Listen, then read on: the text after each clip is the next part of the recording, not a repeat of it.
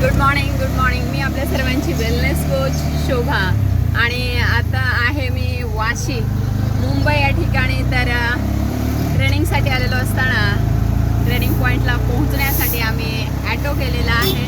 तर व्हिडिओ करण्याचं कारण म्हणजे बऱ्याचदा तुम्हाला वजन कमी करा म्हटलं की राग येतो, तिरस्कार करता, परंतु हा अनुभव तुम्ही तुमच्या आयुष्यामध्ये नक्की वारंवार घेत असाल. ज्या फॅटी माझ्या भगिनी आहेत, बांधव आहेत, परंतु हां, या लोकांचे वजन कमी केल्यामुळे आम्ही 4 लोक व्यवस्थित बसलेलो आहेत, कम्फर्टेबल बसलेलो आहेत.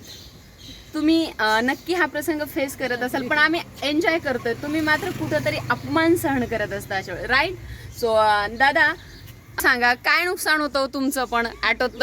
जिथे 4 बसायचे तिथं 2 बसल्यावर जास्त जाड असल्यामुळं रिक्षामध्ये बसता येत नाही हां, आणि अडचण होते. ॲव्हरेज कमी येतं. गाडी दबून चालते, ॲव्हरेज कमी येतं.